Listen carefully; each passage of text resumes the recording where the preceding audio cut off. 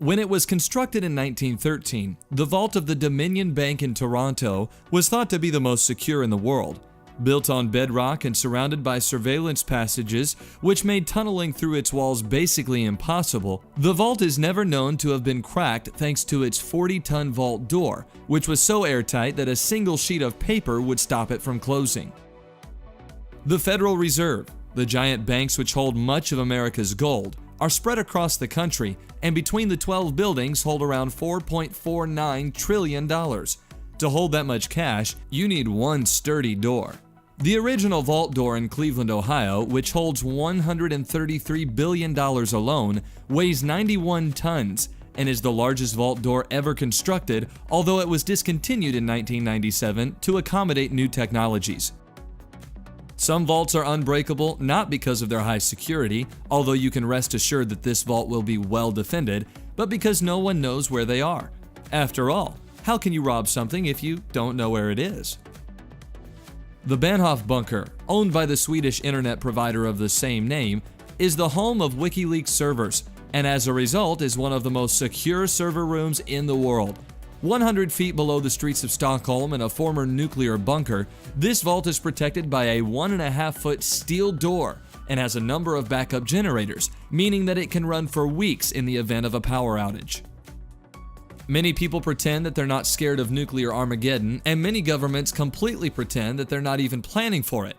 But buried below a mountain in Norway lies the Svalbard Global Seed Vault. It houses more than 500,000 plant species and is largely impenetrable because it lies among hundreds of miles of ocean, just 600 miles from the North Pole. Lying just a couple of blocks away from Wall Street, the Federal Reserve Bank of New York holds around $2.5 trillion in its vaults, and that's just American money. There are billions more stored by countries who trust the security of the vault to protect their assets. And no wonder. The vault itself lies 80 feet underground, surrounded by solid rock on all sides. Not only that, the cash is locked behind a 90-ton steel door and swept regularly by expert marksmen. Just 100 yards from the epicenter of the world's first nuclear attack explosion in Hiroshima, Japan, lay Taikoku Bank. The exterior of the bank was completely destroyed, laid waste by the extreme heat and sheer force of the massive explosion. But the interior of the vault was completely undamaged. The company who built the safe, Mosler, spent the next decade describing their vaults as strong enough to withstand a nuclear bomb. Not terribly sensitive, but entirely accurate. Iron Mountain in Pennsylvania isn't where you'd necessarily want to keep your life savings, but if you had something of incredible value or incredible secrecy that you wanted to secure, then you'd place it here. Iron Mountain is the name of the company who runs this high-security facility in a former limestone mine, which features 2 waves of armed guards, thorough security searches, and enough vault protection to survive a nuclear bomb. The UK's largest gold vault lies under the streets of London and is second only to the New York Federal Reserve.